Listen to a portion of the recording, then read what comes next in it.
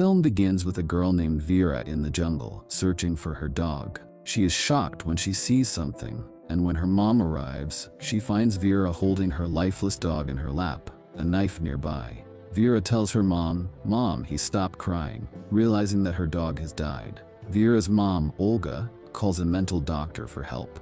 The doctor gives Vera a toy dog and suggests she play with it. Vera replies, "My dog is dead. How can I play?"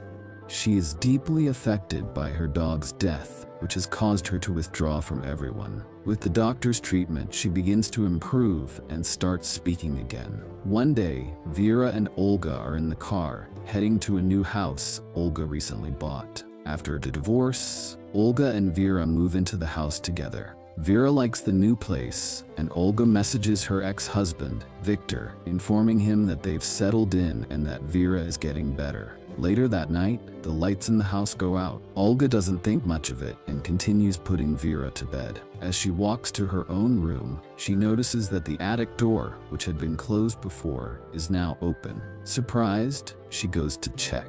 The attic is empty except for a box, which she doesn't recognize. Curious, she opens the box and finds a diary and several small items inside. Suddenly, she hears a noise from downstairs and assumes it's Vera coming up to her. But as she stands up, she feels a shadow pass by her. Thinking it's just her imagination, she brushes it off and goes to sleep. The next morning, Olga messages the agency, asking them to investigate the box in the attic and find out who it belongs to, as she was told the house was empty. Later that day, Vera's dad, Victor, arrives to pick her up. As per their court arrangement, Vera will stay with Olga during the week and visit Victor on the weekends. Vera excitedly packs her things, looking forward to the horse ride her dad promised her. However, Victor tells her that they'll first spend time with his friend before going on the ride, which makes Vera angry. Vera angrily tells her father, "I'm not going with you, I'll stay with my mom," because she strongly dislikes her dad's friend. However, Olga convinces Vera to go, saying, "It's just for a little while. Meet him and then you can stay with your dad for the rest of the day." Vera agrees, and after they leave, Olga begins setting up her office. But suddenly she experiences a headache and it feels like the room is changing. She starts to feel uneasy about the house. Before she can understand what's happening, her phone rings and the headache disappears. It's a call from the agency. The person on the other end says, "We asked the last owner of the house, and there was no box in the attic." Olga is puzzled. Then whose box is it? She wonders. She decides to check the box again. She opens it, takes out the diary, and starts reading.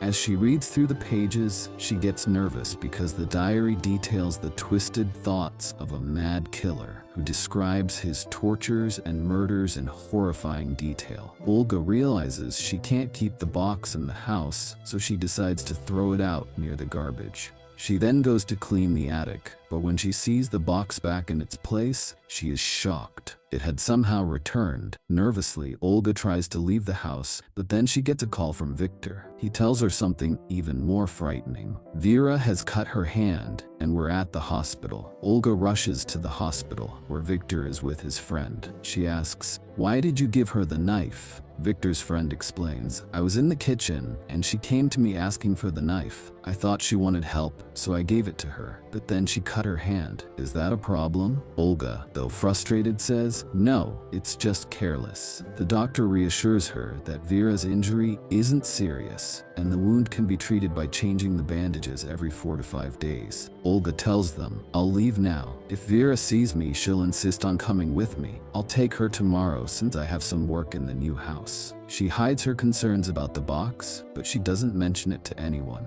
Victor's friend suggests, "If you're busy with the housework, why don't you stay with us tonight?" Olga agrees, and that evening they all go to Victor's house. Olga asks Vera, "Why did you cut your hand?" But Victor interrupts and sends Vera out of the room. Olga gets angry and says, "What is this? I'm asking him, and you sent him out." Victor responds, "Look, it was just an accident. He didn't do it on purpose." Olga retorts, "Do you think this is a small thing? Did you see what he did to his dog?" She hints at something horrific Vera did to the dog, but the full details will be revealed later. After hearing this, Victor dismisses her concerns, saying, "It's just a coincidence. Don't make up a new story." He silences Olga, brushing off her worries. The next morning, Olga somehow convinces Vera to stay at home while she goes to the house alone. There, she calls the doctor and tells him about the box, but he doesn't believe her. Once again, Olga leaves the box near the garbage, but when she checks the attic, she's shocked to find the box back in its place, exactly where it was before. The doctor also finds this very strange and decides to read the diary.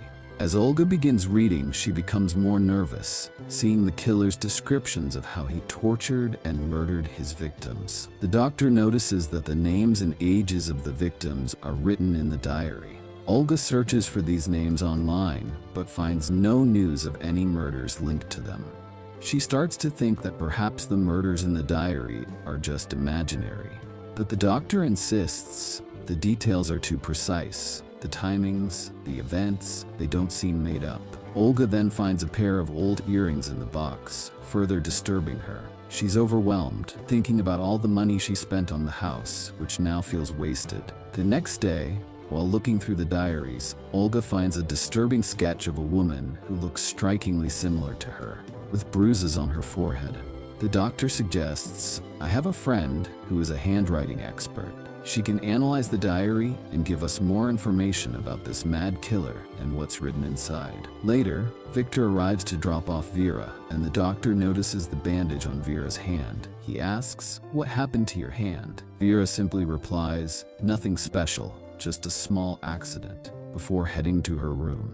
Olga puts her to sleep, but the next morning, Olga finds a strange drawing in Vera's bag. The sketch shows Vera's hand bleeding with a knife in it. Vera had drawn this herself. Seeing the drawing, Olga remembers the day the dog died. The dog had been hit by a car and was badly injured. Victor had picked it up to take it to the hospital, but when Olga arrived, she found a knife in the dog's stomach, which Vera had done.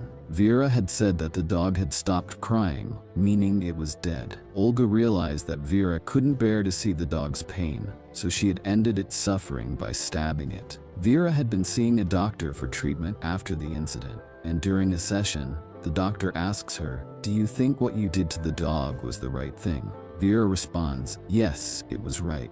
He was in pain. Mom and Dad didn't even realize it. I couldn't watch him suffer, so I ended it."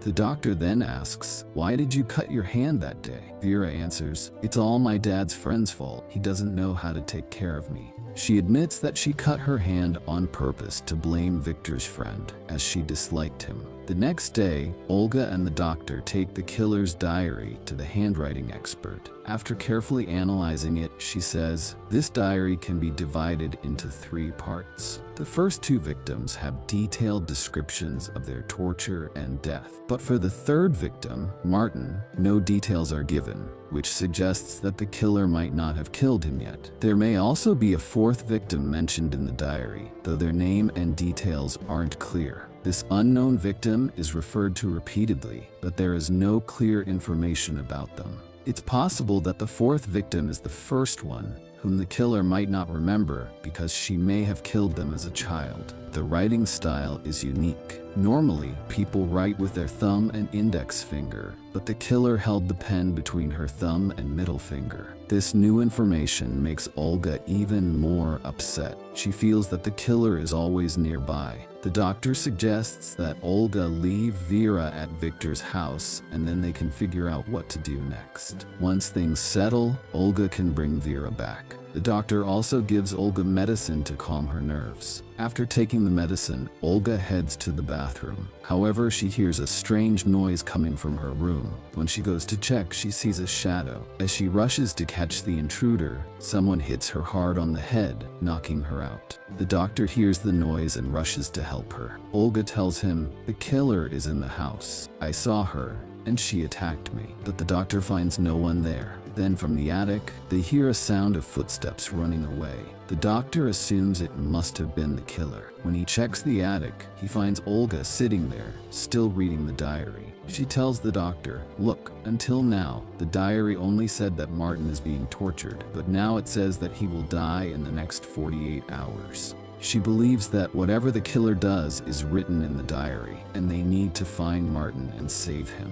Olga then shows the doctor the sketch of the woman in the diary whose face resembles hers, but with a scar on the forehead. She says, "Look, this woman has a scar on her forehead, just like mine. I didn't have it before, but now it's exactly in the same place. I don't understand what's happening. I believe that whatever is written in the diary about the past is happening in the present and future." She tells the doctor, "Please believe me. We need to go and save Martin." The doctor agrees and helps her track down Martin by looking at the details in the diary. They discover a restaurant where Martin might be, but when they go there, they learn the restaurant is still under construction. The woman working there reveals that her son's name is Martin. Olga and the doctor realize that according to the diary, Martin should be 32 years old, and he will die at that age. This realization causes them both to feel dizzy, and they return home.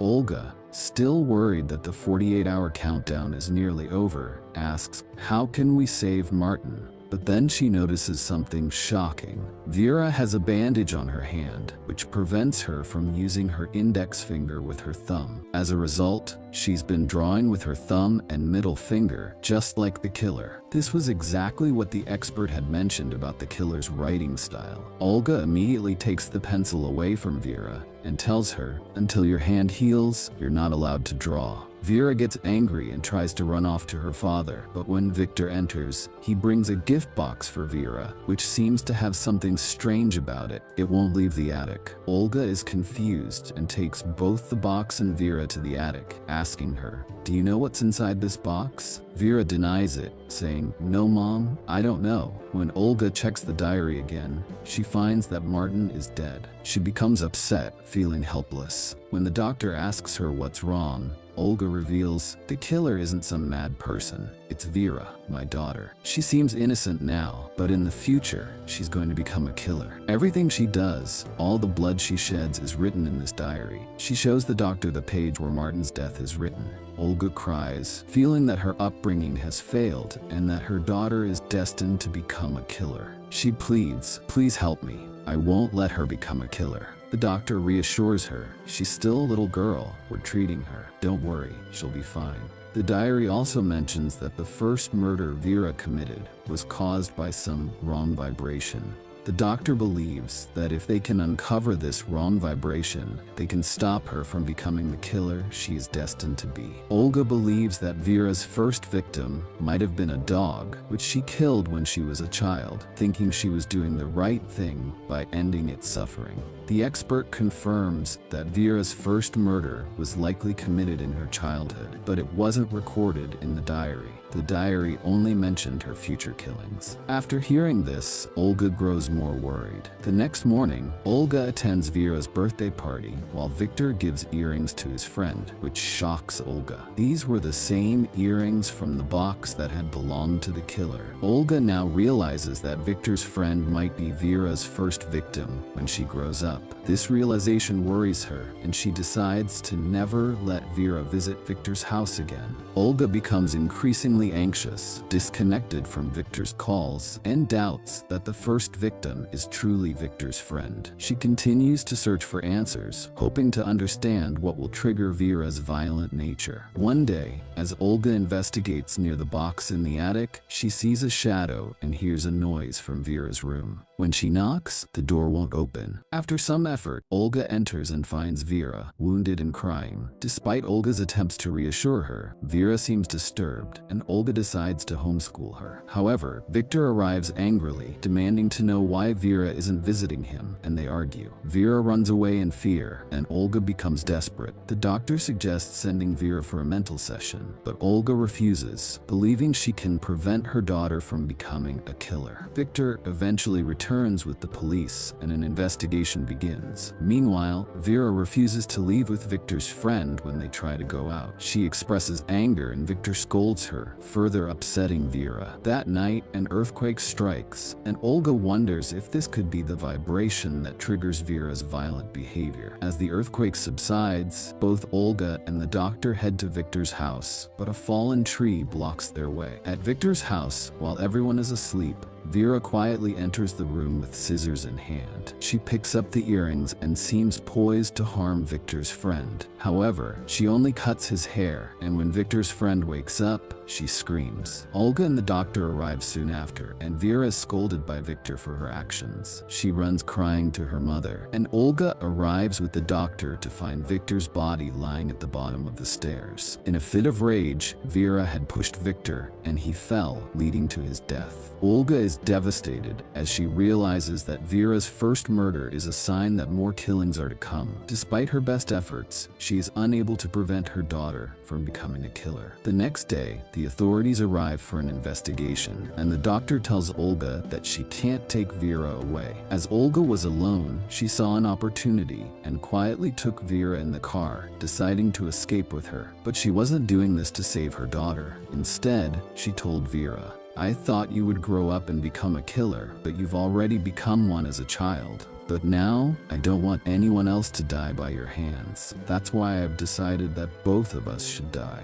With that, Olga sped up the car and deliberately caused an accident, making the car flip over and the screen went black. In the next scene, we see that Olga survived, but her condition was very bad as she was badly injured. Vera, who was sitting in the front seat, was less injured, but she looked at Olga with an unsettling expression. It felt as though she was thinking, "You thought you could kill me, right? Well, I'll make you pay too." At this point, we remember what the expert had said. Vera's first victim must have done something to anger her. The victim must have tried to hurt her, which triggered Vera's anger and awakened the animal inside her. In a fit of rage, she killed her first victim. From then on, she started killing more people, continuing into her adulthood. Now we understand that although Victor died because of Vera, he was the one who pushed her away, and she didn't intend to kill him. His death was just an accident. Likewise, since Olga tried to kill her, Vera would take revenge by killing her mother first. This means Olga was Vera's first real victim.